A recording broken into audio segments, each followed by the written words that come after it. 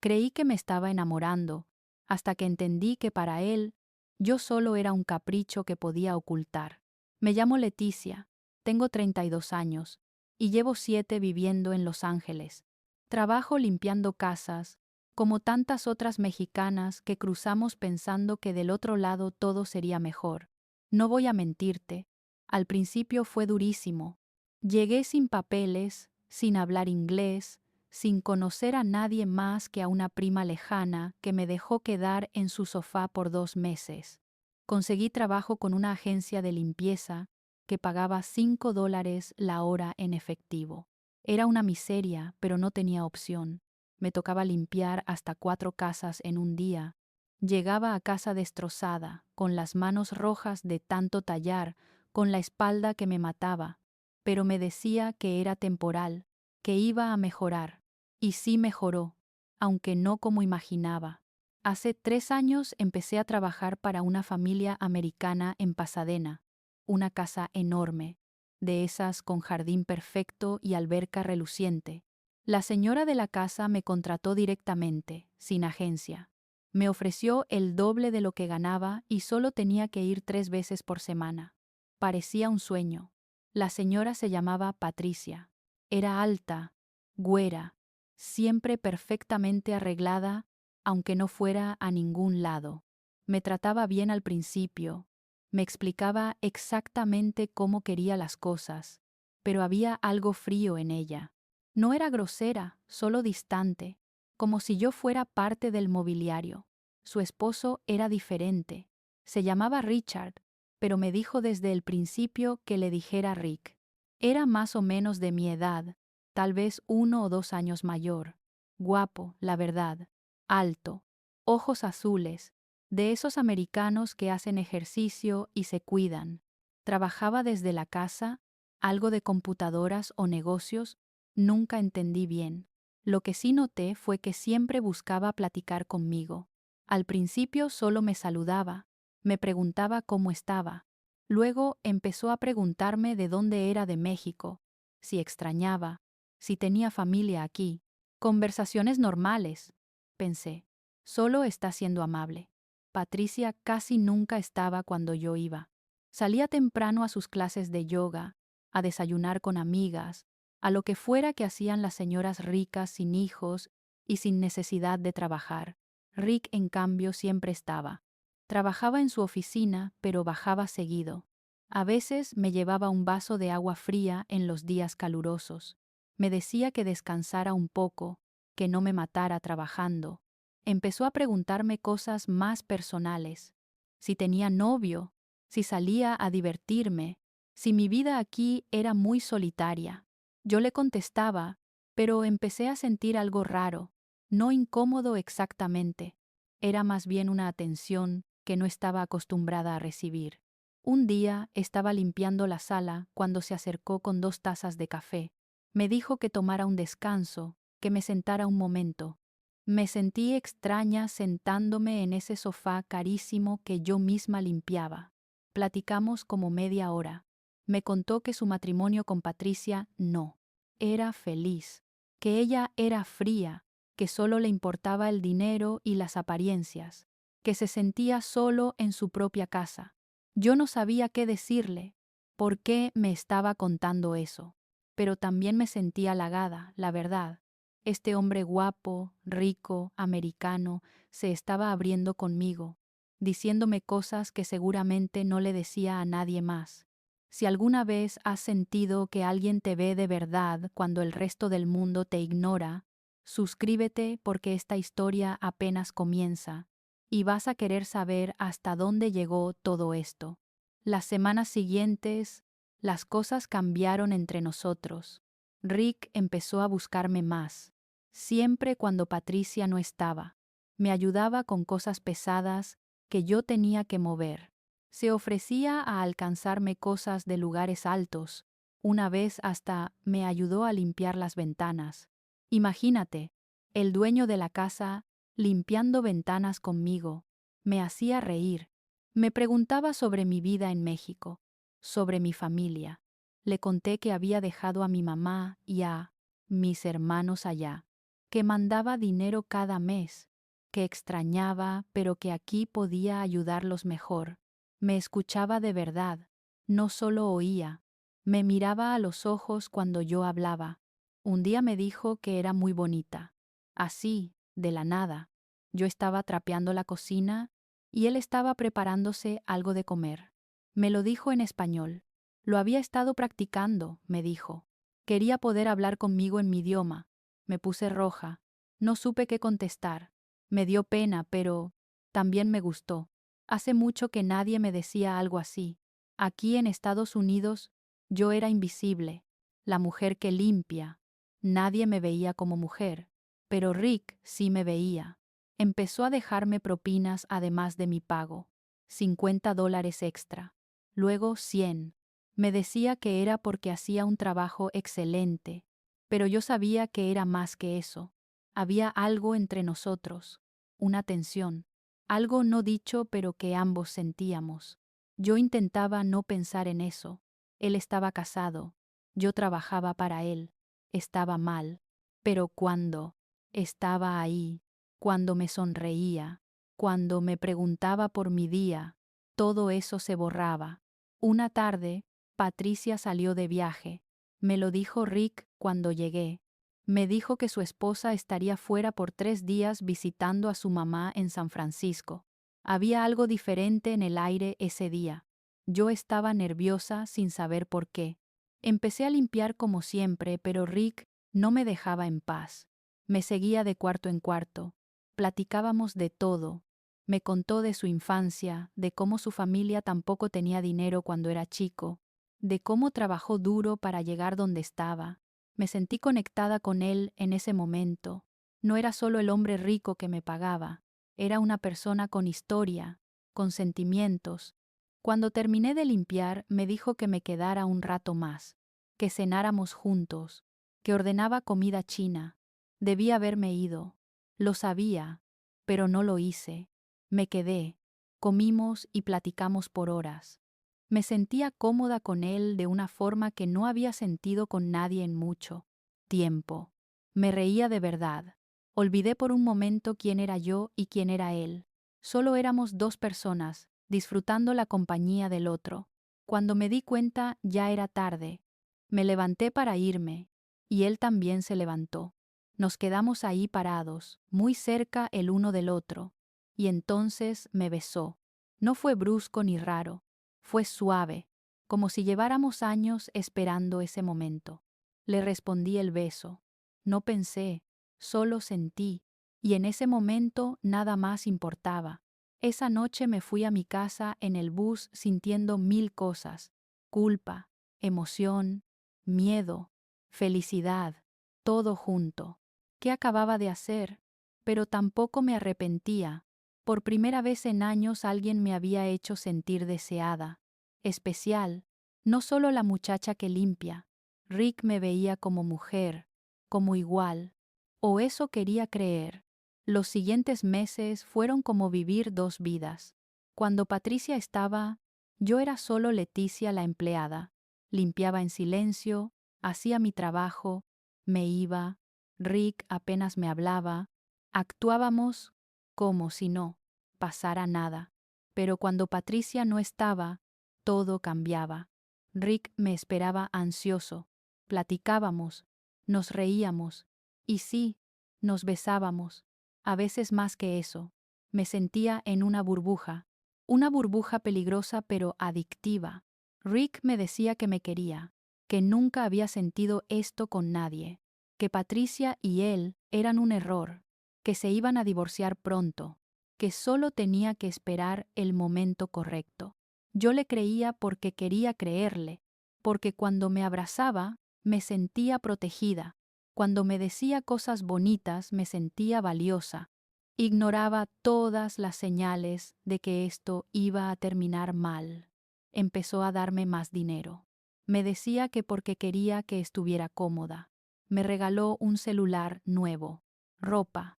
Una vez hasta me dio $1000 porque le dije que necesitaba mandarle a mi mamá para un tratamiento médico. Yo aceptaba todo.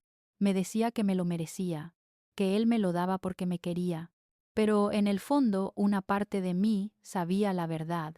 Me estaba pagando, no por el sexo directamente, pero sí por mi silencio, por mi discreción, por seguir siendo su secreto. Mis amigas notaron el cambio en mí. Me preguntaban por qué andaba tan contenta. Les dije que había conocido a alguien, pero no les di detalles. ¿Cómo les iba a decir que ese alguien era el esposo de la señora para quien trabajaba? Me iban a juzgar, y con razón.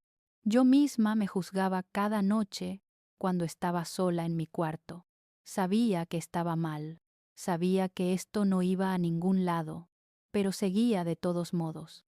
Rick empezó a hablar del futuro, de cómo, cuando se divorciara de Patricia, podríamos estar juntos de verdad, de cómo me iba a ayudar a arreglar mis papeles, de cómo podríamos viajar juntos, de cómo me presentaría a su familia.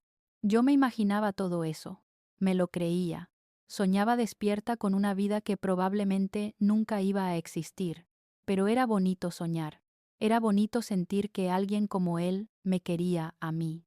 Una mujer mexicana, sin papeles, sin estudios, sin nada, pero para él yo era suficiente, o eso decía. Pasó un año así, un año viviendo este secreto. Cada vez me costaba más trabajo. Llegaba a esa casa y tenía que ver fotos de Rick y Patricia juntos, fotos de sus vacaciones, de su boda, de su vida perfecta, y yo estaba ahí limpiando, fingiendo que no pasaba nada, mientras por dentro me moría de celos. Me preguntaba si él le seguía haciendo el amor a ella, si le decía las mismas cosas bonitas que me decía a mí, si yo era solo una distracción. Le pregunté varias veces cuándo se iba a divorciar. Siempre tenía una excusa, que no era buen momento, que Patricia estaba pasando por algo difícil con su familia, que tenían que arreglar cosas de dinero primero, siempre algo. Empecé a sospechar que nunca se iba a divorciar, que yo era solo su escape, su aventura, la mujer que lo hacía sentir vivo mientras volvía a su vida real con su esposa.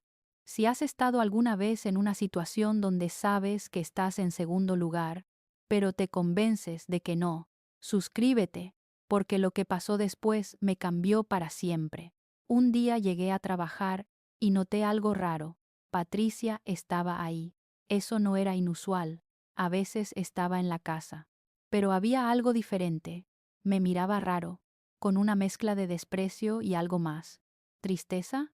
Rick no estaba. Patricia me dijo que la siguiera a la sala. Me senté en el borde del sofá, nerviosa. Ella se quedó de pie, mirándome desde arriba. Me preguntó cuánto tiempo llevaba acostándome con su esposo. Así, directo. Se me cayó el alma al piso. No supe qué decir. Pensé en negarlo, pero mi cara me delató. Se me salieron las lágrimas. Ella se rió. No fue risa de alegría, fue risa amarga. Me dijo que siempre supo que Rick era infiel, que no era la primera vez, que hubo otras antes que yo, pero que nunca pensó que sería con la empleada. Esas palabras me dolieron más de lo que esperaba. La empleada. Eso era yo para ella. Ni siquiera persona, solo la empleada.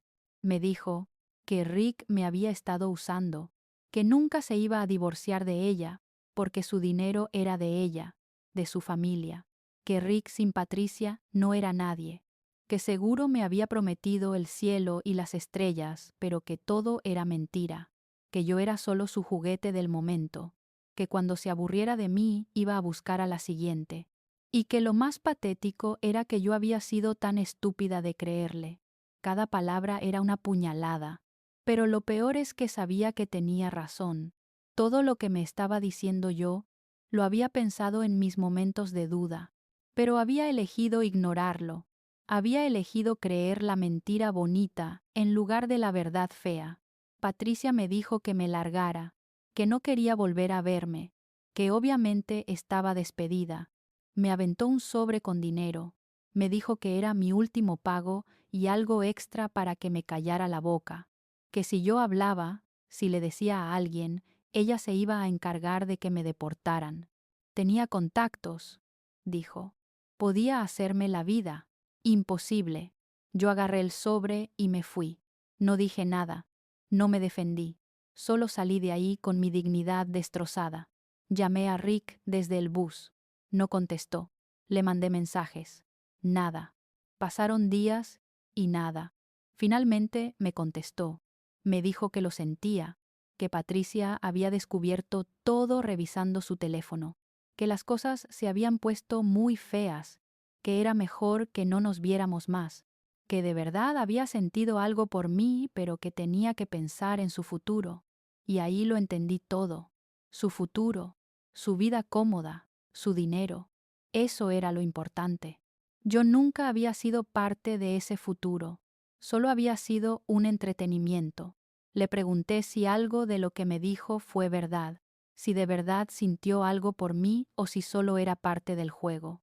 Me dijo que sí había sentido algo, pero que yo tenía que entender que su situación era complicada, que no podía dejar todo por mí.